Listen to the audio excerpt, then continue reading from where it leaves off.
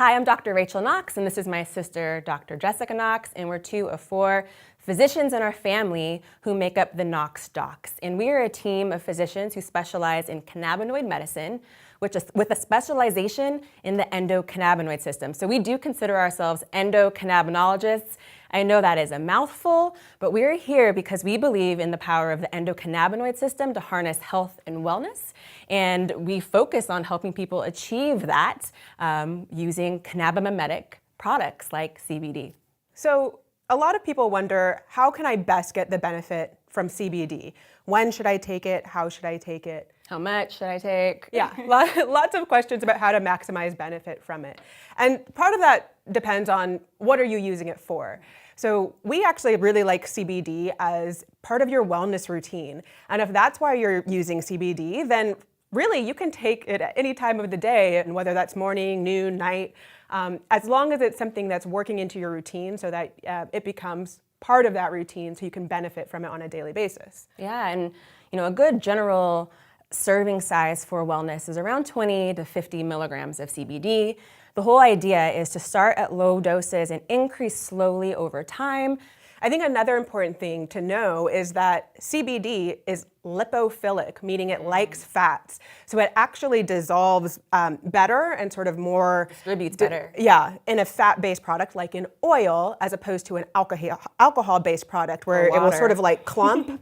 It will clump, and then you have to like really shake your product really well to make sure you're getting CBD. But if it's in an oil-based product, it'll be distributed nicely in there, and you can just sort of take that and feel confident that you're getting CBD in the serving size that you're using. Yeah, so certainly there aren't any restrictions to taking CBD on an empty stomach or on a full stomach. You can take it when it makes sense for you, but keep in mind that CBD, like Dr. Jessica said, is lipophilic. It likes fat. So if you consume it with fat, you'll probably increase the bioavailability, meaning the absorption into your body.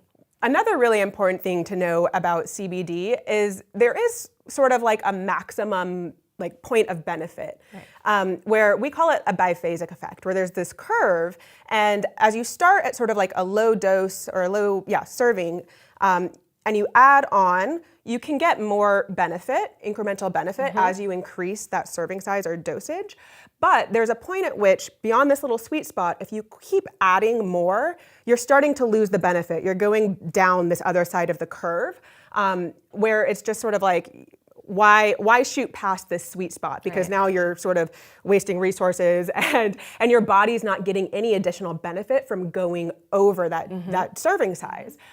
For some people, we actually see that once they get past this sort of sweet spot, they're sort of losing some of the benefit. And what that tells us is, hey, you need to back off on that serving size a little bit and go back to that sweet spot. Yeah, and we see that a lot less on our full spectrum, fully extracted products. And we see that effect a lot more on more isolate CBD products.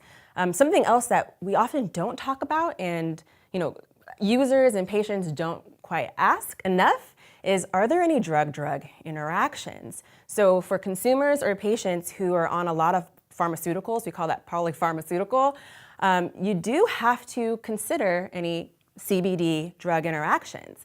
So CBD is metabolized by the liver along with 25% of our pharmaceutical drugs. That's hundreds of drugs.